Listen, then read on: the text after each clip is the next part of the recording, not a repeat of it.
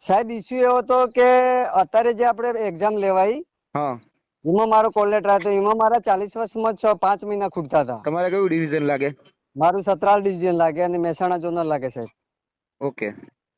અને શું કહે પરીક્ષા આપી ત્યારે શું હતું? પરીક્ષા આપી એ ટાઈમે મારા 5 મહિના 40 વર્ષમાં ખૂટતા હતા સાહેબ. ને એ વખતે મેં પરીક્ષા આપીને પોલ ટેસ્ટ આપ્યો હતો. બરોબર. અને અત્યારે જે પોલ ટેસ્ટ રદ થયો હા, અને પોલ ટેસ્ટ રદ થયો આ મહિનામાં મારા 40 વર્ષ પૂરા થયા. બરોબર. હવે એ લોકો એમ કે છે કે ભાઈ તારા 40 વર્ષ પૂરા થઈ ગયા, તારો કોલ લેટર નહીં મળે. ઓકે. તમારી મેં સાથે બીજા કેટલા વિદ્યાર્થીઓ છે કે જેની સાથે આ પ્રકારે ખોટું સાહેબ થયું હશે? અત્યારે અમે 2300 જણામાં તો લગભગ 250 વ્યક્તિ હશે મેં કોન્ટેક્ટ કર્યા છે. અત્યારે 25-30 જણાનો અમારો કોન્ટેક્ટ થયા છે. બરોબર. બરોબર.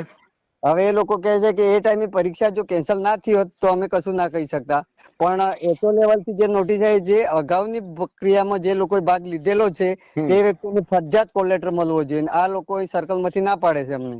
અમે જયારે છેલ્લે એમડી સાથે મુલાકાત કરી હતી, જેટકોના એમડી જોડે, ત્યારે હા સાહેબ. જેટકોના એમડી એવું કીધું હતું, અમે એક જેન્યુઅન કિસ્સો હાથમાં એની સામે રાખ્યો હતો કે અમારે જયારે આંદોલન કરતા હતા ત્યારે હા આંદોલન કરવામાં એક વ્યક્તિ એવો હતો જેનો હાથ ભાંગી ગયો હતો. હા સાહેબ. અને ઘણા એવા વ્યક્તિઓ તક જેની ઉંમર પૂરી થઈ જતી. આ વાત મેં જયારે એમડી સાથે કરી ને હા ત્યારે સાહેબ. એમડી એ કીધું હતું કે અમે કોઈ સાથે અન્યાય નહીં થવા દે. એમાં બધા વિદ્યાર્થીઓ જેને આપી હતી ને એ બધા હા જ ફરીથી પોલ ટેસ્ટ આપશે. અને લઈ વાત લેખિત ની તો અમારે ટેકનિકલ અને જે લીગલ ટીમ છે એ જોઈ હા લેશે. આ પ્રકારનો જવાબ ત્યારે એમને મળ્યો હતો. તો અત્યારે એવું કહી શકાય ને કે ભાઈ આ લોકો હવે બોલીને ફરી ગયા.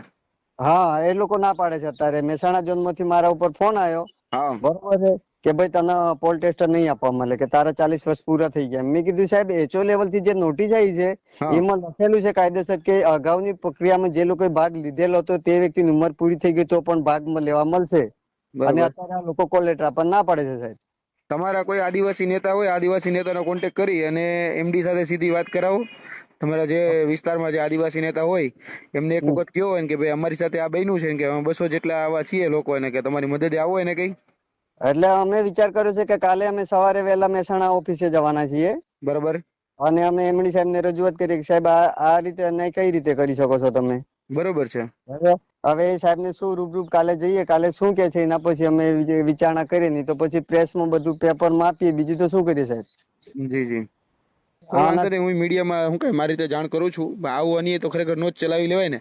હવે ખરેખર જે વ્યક્તિ જેન્યુન છે, હવે ખરેખર તો તમારી ભૂલ નથી. જે તે સમયે પરીક્ષામાં તમારી ભૂલ હોય તો સમજાણું, પણ ભૂલ અધિકારીઓની છે. આપણે પરીક્ષા અધિકારીઓની ભૂલને કારણે બીજી વખત આપીએ છીએ અને એમાંય આપણને બહાર કરી દે. આ તો ક્યાંનો ન્યાય? આ કઈ થોડું યોગ્ય છે? હવે સાહેબ મારે એમ કેવું છે કે આવતા 2025 માં પરીક્ષા લે એમાં મારો ભાગ ના લઈ શકે અને મળે પણ નહીં, એમાં હું કશું ના કહી શકું. પણ હા, હા, આ લોકો જ કેન્સલ પરીક્ષા કરી છે તો એ લોકોને તો ફરજિયાત લોકોને આપવું જ પડે ને કોલ લેટર. સાચી વાત છે.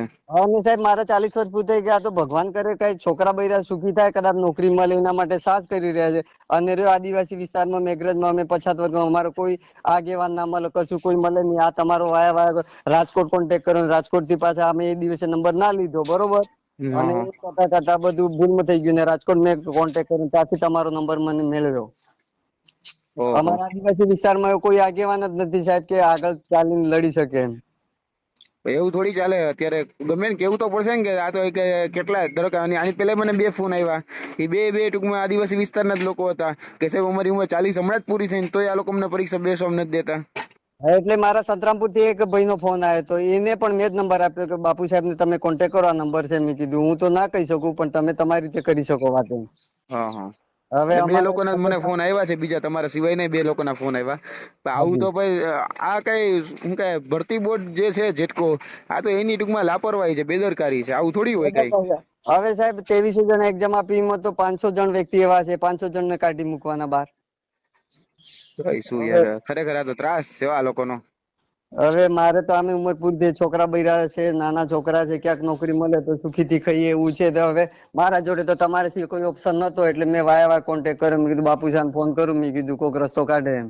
સારું, ચલો હું મારી રીતે છે ને હું બધું જોડાવું છું. હું થોડો કામમાં હતો આજે, પણ વાંધો નહીં. ચલો હું શું કે ફ્રી થઈને કરું છું. ચલો એની વ્યવસ્થા.